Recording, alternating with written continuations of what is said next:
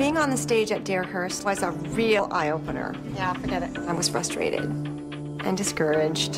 Very intimidated. And I realized how much of a challenge this was going to be. I did discover the affair in a quite concrete way. I really didn't see that coming. Well, how could I be so stupid? It's about as bad as it could be. I look back on my career at all the things that I achieved. Shania Twain! Shania Twain! Shania Twain! The records that were broken, I was doing fantastic. And it fell by the wayside. For some reason, I'm not comfortable singing in front of people anymore. I have lost my ability to sing. I've lost it. Don't expect more. Day, day. This is amateur night. I need to sing again. It wasn't one crisis that made me lose my voice. It was my childhood poverty, my parents' death. I was a workaholic, and my marriage was falling apart. My own friend had an affair with my husband. What if I can never sing again? Never been so miserable in my whole life. I just had to snap out of it. So I'm getting out on this tour, trying to find my voice again. I want to talk to people that have been through similar struggles. My husband left with my best friend. I wanted what she had. She trusted you. I'm taking myself out of my comfort zone. Stop sugarcoating it. That was like so private. Why don't you scare the heck out of yourself and go sing a song with Lionel Richie? I will be inspired by other people. The more you do it, the stronger you're gonna get. Share my own experience. Our own parents have died this year. Maybe that will inspire them. Exactly. The people I brought with me are the people that I really love and trust. Let's go then. Life's two most important questions are why and why not. The trick is knowing which one to ask.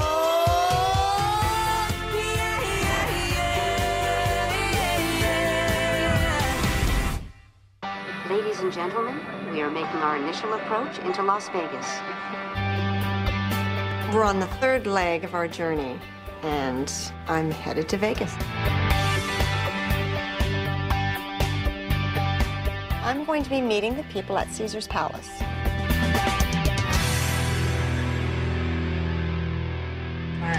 You look like you're not extremely happy to be in Vegas. It's not that I'm not, I'm just tired of... It's 3 in the morning, that's all.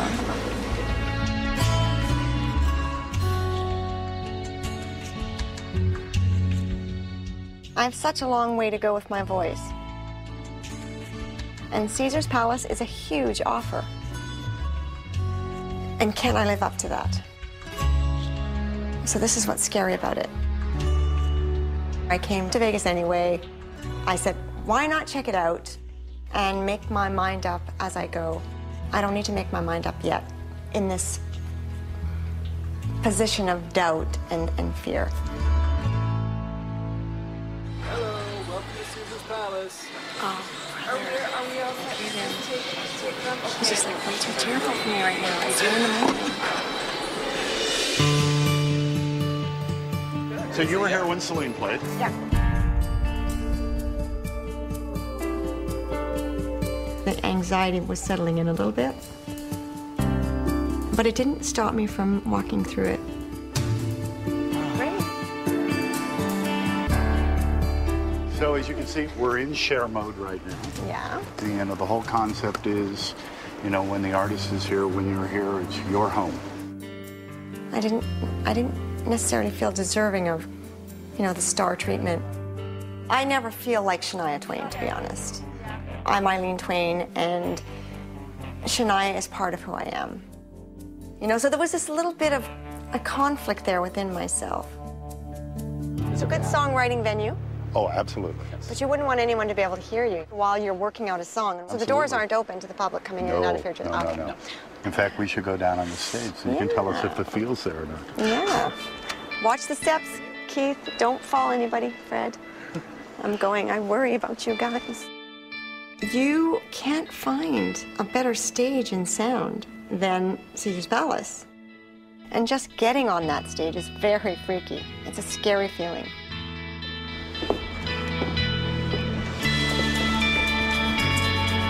Okay, great. And this is her sweet spot? This is her, like... This is her sweet spot, okay, yes. good. Seating-wise, it's 4,300 seats. The design in here is spectacular as far as acoustics go. I was enjoying the fact that I'd come to this point in my career. I was grateful for it. But at the same time, I was thinking, whoa, do I really belong here? Now, I've already been on the Deerhurst stage, and that really disappointed me. So this is a test for me now. Should we walk around show the back? And Yeah, we want to circle around show this us. way and come down. I've got so much work to do on my self-confidence, and I didn't really feel like I had the right to even tell anyone I had a self-confidence problem. You know, everybody looks at you and says, well, why do you have a problem with self-confidence? How dare you have a problem with self-confidence, almost, you know? why don't we Go around the dressing room, corridors. do dressing the rooms green room. and show wardrobe, because the wardrobe's so cool. Okay. That's going to be my favorite part. Designs. Maybe Cher will No, it's a share. new- But here's your garage. So when you come to do your show, they'll just pull into this garage and right into your dressing room. What if I want to ride my horse here every day? Not if I'm staying at home, I'm just kidding. Did you say the dressing room is 1,300 square feet? 3,500. I don't know what I'm going to do with all this space, to be honest. There's too much space. When Celine was here, we had Pilates, yoga, chiropractic, physiotherapy, and massage, right? I thought we'd go up to the 5th floor just so you can get a different perspective of the theater. You want to? Oh, look at that. Yeah, look at this. Woohoo. Maybe I could have an out-of-body experience and watch myself from up here. Look at all these quick, is this dance or quick change? This is all dance or quick change. This seems like such a creamy gig.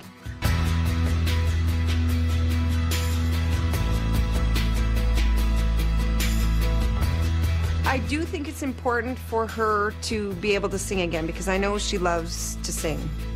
All I want for her is to be able to get to a point where she feels confident about how she looks and how her voice is. That's what's important to me. Whether it's in Vegas, that doesn't matter to me. Oh, we will. Watch the end of that and see what it looks like, feels like. I won't walk like that, but you know, I'm just putting on a show. Let's go. It's great. It's a great scale. It's not that big. It's not, you know, as big as I was expecting. Well, thank you so much. It's your for canvas that. to work with.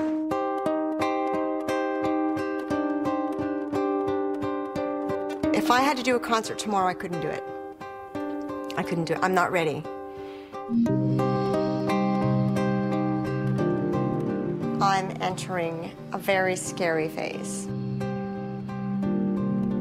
I'm afraid of what's in front of me, because just the vocal experience and expressing myself that way is a challenge right now. Can I do this?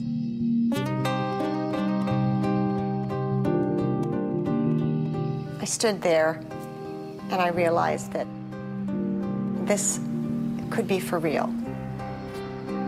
This is something worth working toward. And I've got to make it happen. I was nervous about singing in front of Gladys. I want to hear you. People want to hear you. So just go to singing, girl. You're going to be fine.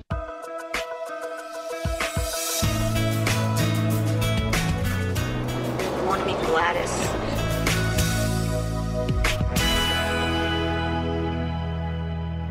Maybe we'll sing a song. We'll see if I feel brave enough. It's pretty hard to feel brave. I'm singing alongside one of the greatest voices of all time. Oh, he's leaving. Leaving. Ooh, on that midnight train to Georgia. Leaving on the midnight train. Yeah. Ooh, y'all. Yeah. I'd rather live in his world than live without him.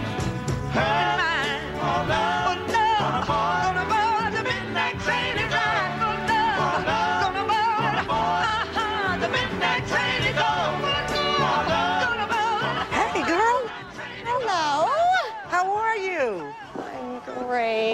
lovely to see you. It's been too long. It's been too long. It has been a long time. It has been. Well, come and please sit here with us. How you doing?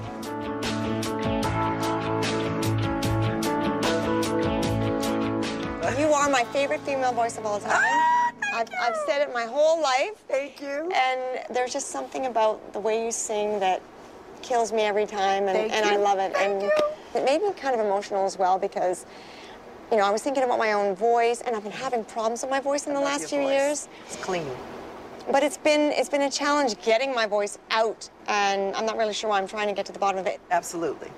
I don't know what it is, some kind of insecurity complex. That's all. But That's all probably, it is. It probably is. So I'm working through that. Yeah, the other side of that, of having confidence, okay, is faith. You know, I mean, you have to believe in the gift, and you have to really own that. Yeah. You know, when I left the Pips was the very first time that I can ever remember in my life, and it's the truth, being nervous. I spent 40-some years with these guys, with them being on my right. Yes. And my son, Jimmy, he was my manager at the time, and the first gig that he gets me is at Bally's. At that time, it's the biggest hotel here in Las Vegas, the biggest showroom. Much pressure. I felt like an ant up here on stage, you know? Yeah. I was so nervous when they called my name. The mic was actually doing like this. Wow. You know? And I didn't have the Pips. If I forgot a line when I was with the Pips, all I had to do was walk in front of them and they would tell me. You know, but I'm on my own. I'm standing on my own 2 feet now. Forget something now and see what happens to you. That kind of thing. So, been there, done that. Yeah. You even went through a worse loss, and I just want to talk about it a little bit. Okay. But because I guess I struggled so much with my parents dying and the shock of it and shocking death, I wanted to talk a bit about your son.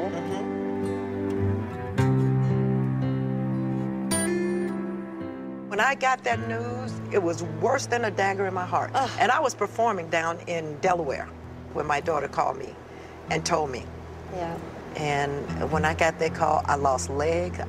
Good thing I had just come off stage, you know?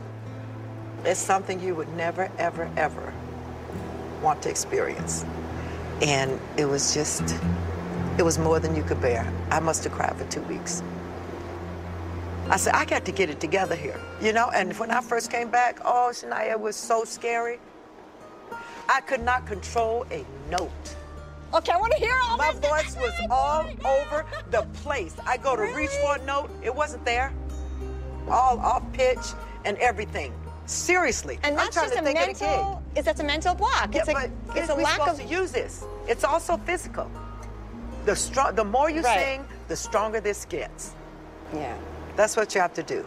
I remember Celine Dion, when she first was opening Caesars, she was so nervous. She said, how do you do it every night? I had been at the Flamingo about 3 years, doing it 5 nights a week, every night, you know? She said, how do you do that? She said, I am so nervous about not making it through, you know? I said, the more you sing, the better you'll get. You know, just hang in there, you know, you're gonna be fine. I wanna hear you. People wanna hear you. People wanna see you, you're beautiful. Your spirit is light. So just go to singing, girl, you're gonna be fine. Yeah. Well, I wrote a song for this little period, and I mean, you know. Yeah, sing something. Well, I want to hear that voice. And I will sing it for you. Okay. But I was hoping that you could join me, and you've never heard the song before. No, I have not. I know. You must think I'm some kind of quick study or something. What I got from Gladys was that encouragement of, don't give up on something that you've been granted so graciously. This is Corey. Hey, Corey how are you, Gladys. Corey? It never was my intention, but you do need encouragement every once in a while. So it does help to get that encouragement from people that love your voice and want to hear you. Okay, so we want to give Gladys a note. You want to sing it? I'm going to just start singing it, and you just join in wherever you feel like it. Yeah, okay. You got what it takes, you can win. Today is your day to begin. So don't give up here, don't you quit. The moment is now, this is it. Because today is your day, and everything's going your way. Yeah, today is your day, and stand in your way. Oh, today,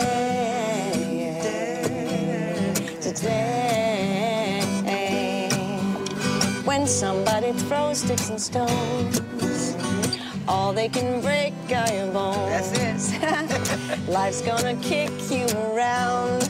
For sure. But don't you let that get you down. No, let me do that again, because I prefer the other lyrics, and I just changed it. I just changed it. I said, because life's gonna kick you around. Yes, it will. Then kick you again when you're down. Absolutely. Because today is your day, and nothing can stand in your way. I said today is your day, and everything's going your way. Yeah, today, today,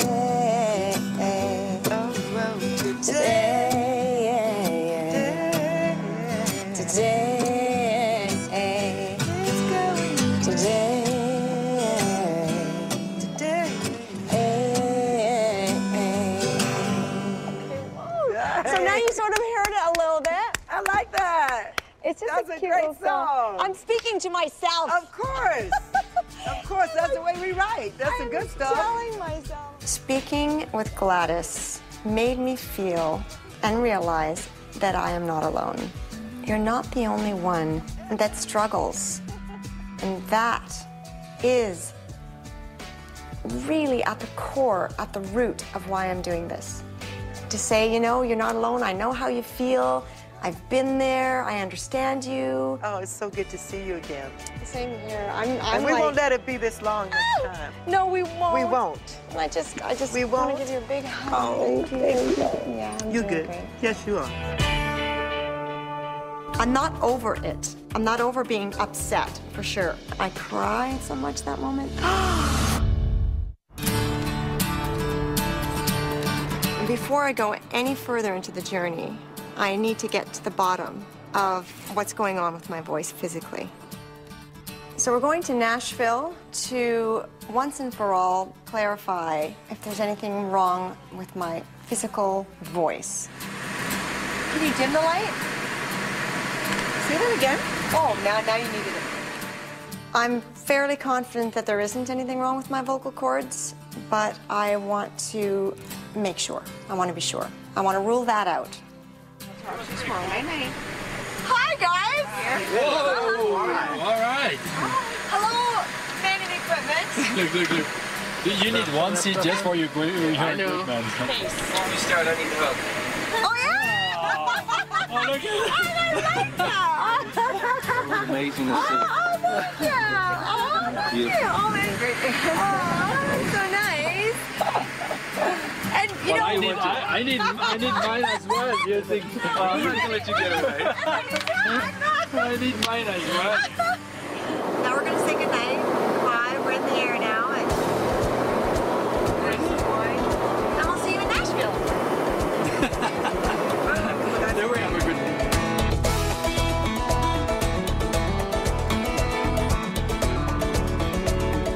I'm going to go through 3 hours of bad lighting. I mean, do you see the overhead lighting in those clinics? It's pretty. It is sort It's of tough. torture. It is. And then, you know, and there's more doctors always than there needs to be. Yeah, it's strange. Why do they need 5 doctors for one? Yeah, for one vocal cord. And so I feel a little, woo, overwhelmed. It's like, let's all look down my throat. See what's going on in there. I think it's a combination of things that have been happening for many years. I'm just thankful that she is looking into finding out what has happened. So in Nashville, they have actually a really excellent department at Vanderbilt Hospital. Find out why my voice is sounding the way it is and why I'm having problems getting the air out. But I would bet you anything that it is not my voice. I don't know. Let's see. You know, maybe I'm going to be proven wrong. Maybe there is something wrong with my vocal cords. I don't think so. And I think it's all muscular. Muscular. Muscular. Muscular. It is. So yeah, we'll see, right? The important thing is that we find out How to fix it. what will fix it. Yeah. just a little bit. Say E. Maybe a higher pitch. Yes. Yes.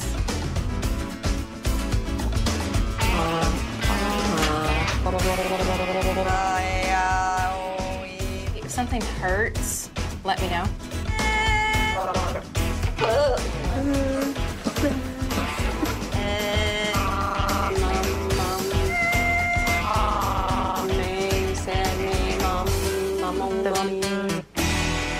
Things look great.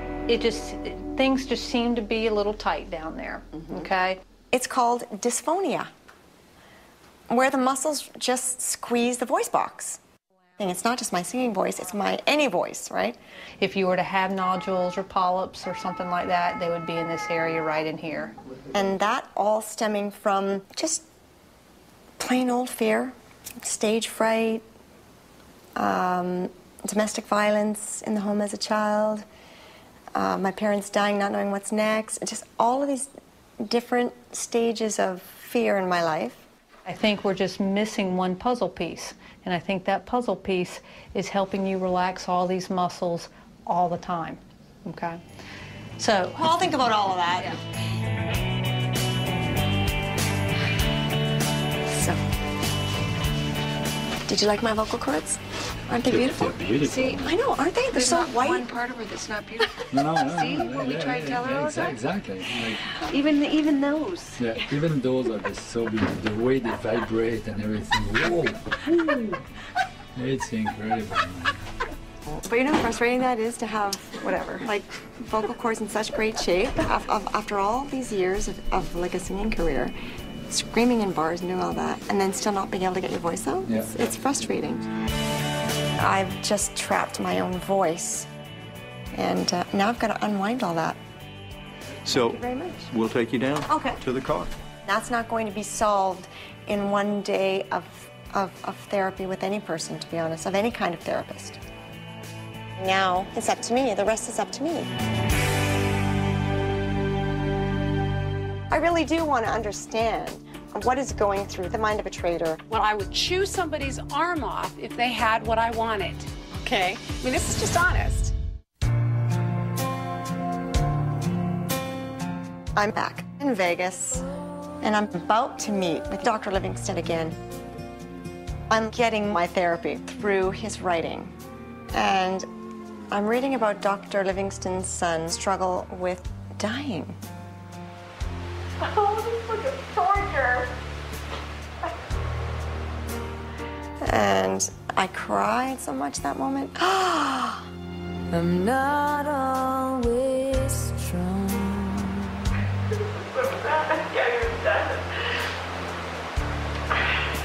It's like a tough morning. It's a terrible morning. I'm gonna have a giant headache. I don't care. But I can't always be the rock that you see. I mean, I've known you for all these years, and it's the first time that I see you that emotional and crying so much. I'd like to understand this a little bit better. I couldn't help it. What Dr. Livingston had written about losing a loved one and just the pain and agony of that, it struck a chord of loss and grief. And it just struck me and I couldn't stop it. Okay, I have to go get ready now. I try to look like I have been crying all the time.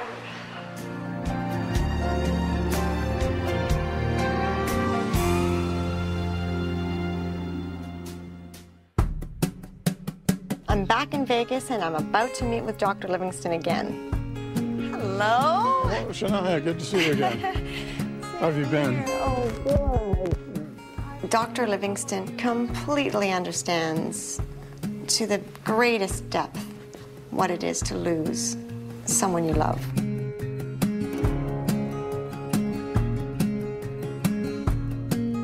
And then not only to carry on with his life, but through that experience then be able to give back and help others. I've been crying a lot in the last couple of days, and I think that maybe we could talk about the grief that we experience. And the hardest part, maybe, other than the pain while you're going through a crisis, is that now everything's different.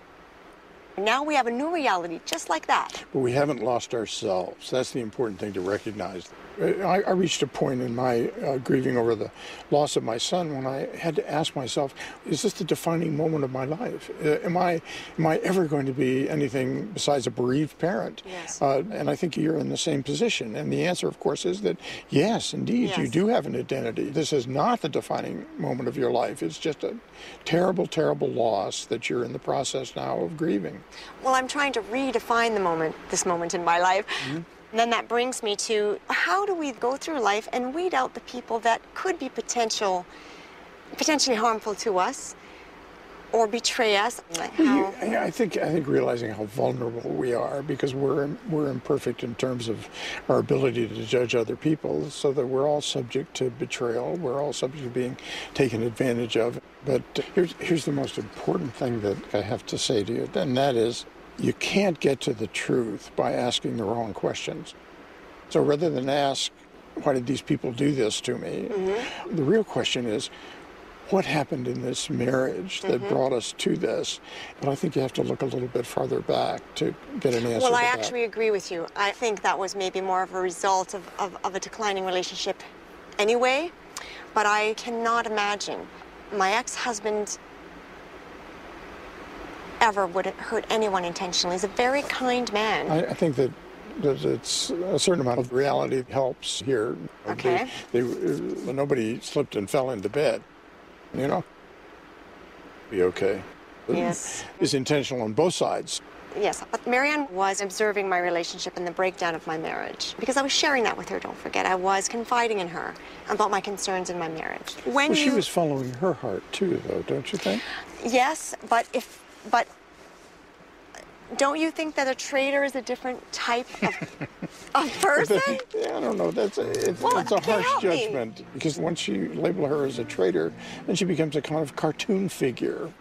But kind of seeing her as someone who made an awful mistake makes her more human, I think. And so maybe she's not eligible Yes. for a firing squad. You know, deep down, of course, I know you're right. That of course, I believe she made a terrible mistake.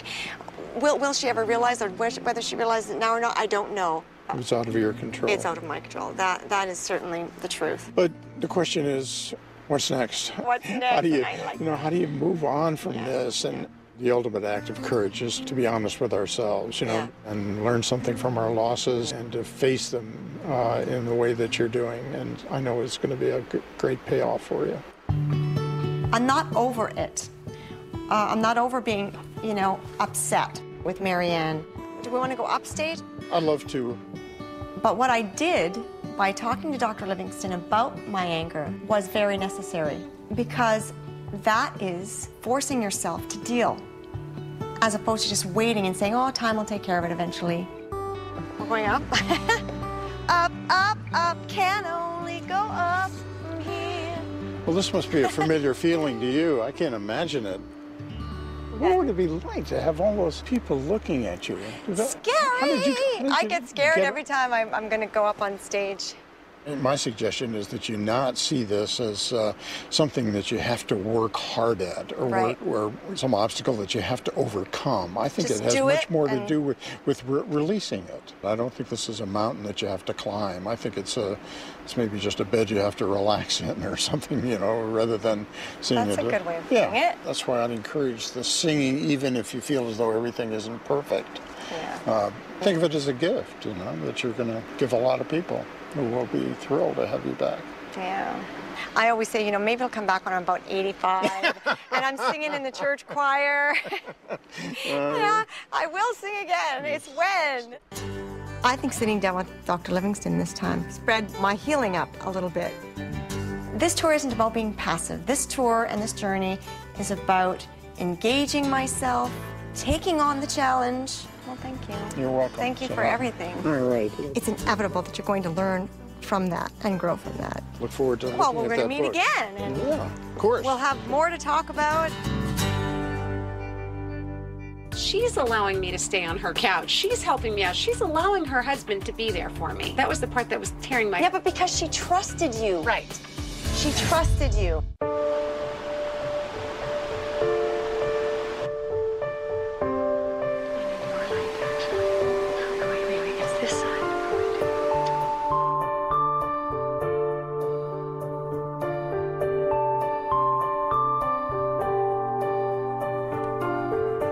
The only way to really understand anyone or anything is to communicate.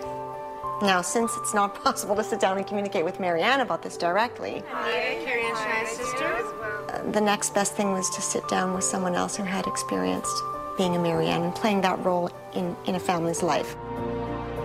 Hi, this is Anita. How are you? I was so appreciative and respectful of the fact that Anita was willing and brave enough to sit down with me to talk about it. Well, thank you for coming. You're welcome. And having this conversation with me, because I really do want to understand what is going through the mind of the traitor, what I call the traitor, which I think I'm going to try to deal with that term, but you have all this perspective. I can speak from experience, right? Yes, yeah. And I value that. Right. My desire to help is much greater than my desire to hide the past. You're ready to talk about the fact that you have a lot of regret. Absolutely. The friend that you betrayed was a good friend, a close friend. Right. And you were friends with her husband as well. Right. And that's basically what happened to me too. Why would you or anyone have an affair with their friend's spouse? I think at the time, I know at the time, that I was close as I thought I would ever get to a family. I was a single mom at the time. I was sleeping on their couch at one point. You know, he would always say, your daughter needs a role model. Your daughter needs, you know, a father, and let me be that role model for her. You know, I was in that whole family environment, and I wanted what she had. And I felt like I had somebody who I didn't have to worry about what other woman he was with. Wow. So you're saying that being close to them is what made you vulnerable? Yes.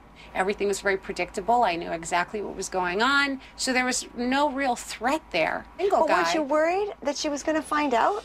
Did that not scare you? It did. But Very not much enough. so. Not enough. Okay, not enough. So the needs you had were stronger than your fears of her finding out. Yes. I can say that I felt tremendous guilt. I was very torn when it came to my friend. And sometimes I just wasn't thinking. Were you jealous of her? Not of her. Okay. But of what she had. Okay. Very much so. And did you see her as somebody that was being stupid? Like, if she can't see this, then it serves her right? Or what? Yes and no. Yeah. Part of the thought was, she's allowing me to stay on her couch. She's helping me out. She's allowing her husband to be there for me. So that was the part that was tearing my heart out. Yeah, but because she trusted you. Right. She trusted you. Yes. So yeah. why didn't you have the strength then to do the right thing at the moment? The fact of the matter is, my mentality at the time was to chew somebody's arm off if they had what I wanted. But I was agonizing over, how can I do this? Why don't I have the conscience I need to have? You were questioning yourself at the time, during it, okay? Yeah. So you knew it wasn't right. You went ahead anyway. Yes. Because it fulfilled something that was more overwhelming than the pain that your conscience was nagging.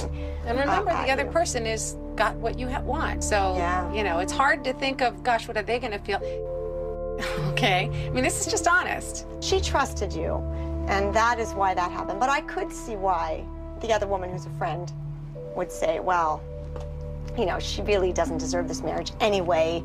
You know, they're not getting along. You could make a lot of excuses. Maybe when you're in that state of mind, you do make excuses. Do you think maybe you did make excuses for yourself? Absolutely. That was definitely part of it, yes.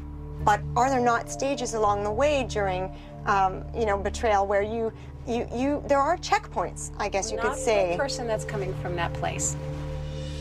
So you couldn't see it. Is that what you're saying? I could see it. Right. I really felt I didn't have the power Control? to, yes. And that's the part I think you don't understand. And you never will. Maybe. The desperation to be long somewhere. Right. To be grounded, to say this is home, was too strong. To get a woman to have a conscience when they're doing something like that, it is, you know.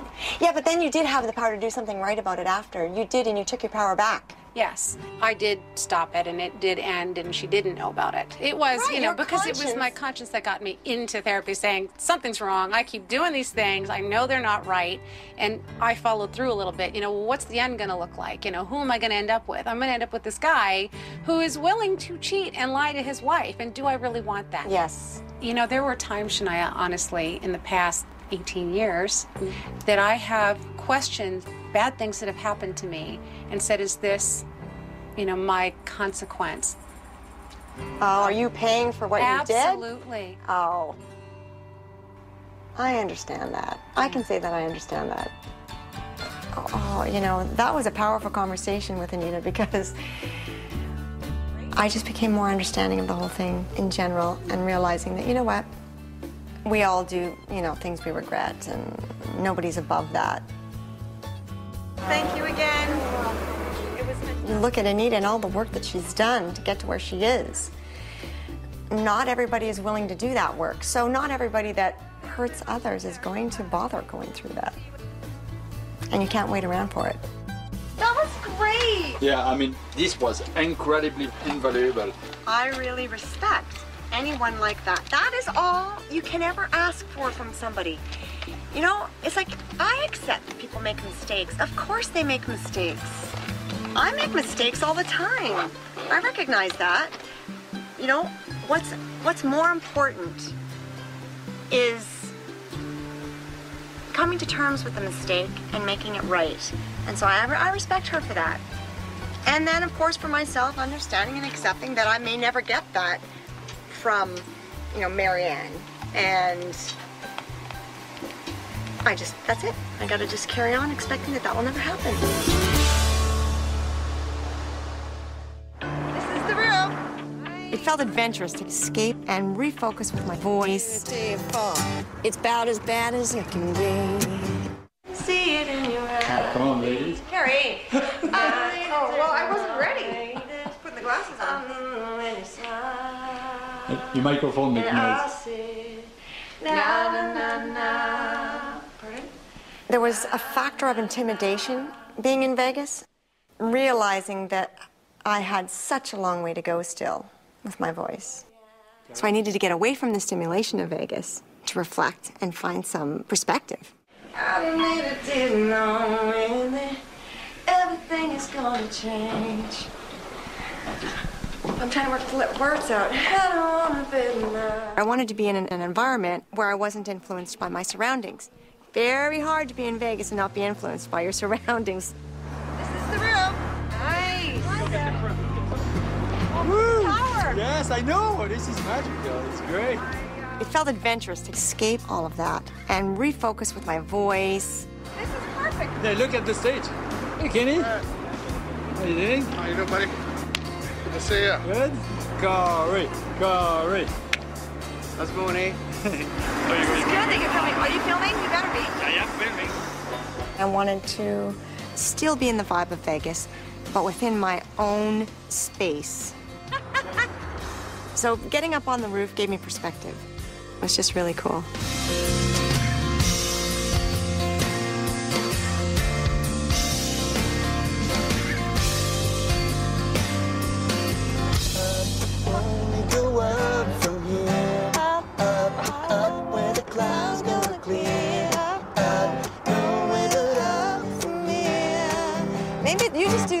Let's just do our own thing and see what happens. Okay. I think the journey is now going to get happier. You know, because she's finding herself, she's finding her voice, I think the journey is just going to take her into a more joyful, free way of living. Okay, so just do the chorus.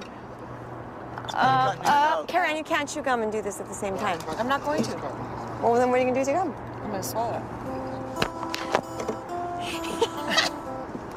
Okay, let's try to get through the first verse. Okay. Just this. Chorus. Bridge. Getting up on this roof reconfirms why I'm on this journey in the first place, that I want to sing again. And I needed that, I think, because this journey to get to the bottom of how to project my voice again is going to be a lot of work. 2, 3, 4. It's about as bad as it can be. Seems everybody's bugging me. Like nothing wants to go my way. Yeah, just ain't been my day. Nothing's coming easily. Oh, oh, oh, oh. Up, up, up. Can only go up from here. Up, up, up. Where the clouds gonna clear. Up, up. There's no way but up from here. Oh, yeah, yeah, yeah. Yeah, yeah. It encouraged me. And I thought, yeah, you know what? I can do this. But I went forward with more conviction. When everything is going wrong, don't worry, it won't last for long. Yeah, it's all gonna come around. Don't you let it get you down. You gotta keep on holding on. Oh, oh, oh, oh. Up, up, up. Can only go up from here. Up, up, up. Where the Being in Vegas was a tipping point in saying, you know, don't give up now. Get to the bottom of what's going on with your voice, because this is what's waiting for you. from here. Up, up. There's no way but up from here. I don't know. How much we end it? I like this one on our little. From here. That's like Kermit. That's something Kermit would do. But I'm scared. Oh, how in the world could anybody? Son of a bee. No way, man. I'm not reading you what I wrote because that was like so private. This is a hard one. Okay. I see you as ugly, cruel, pathological, and sick.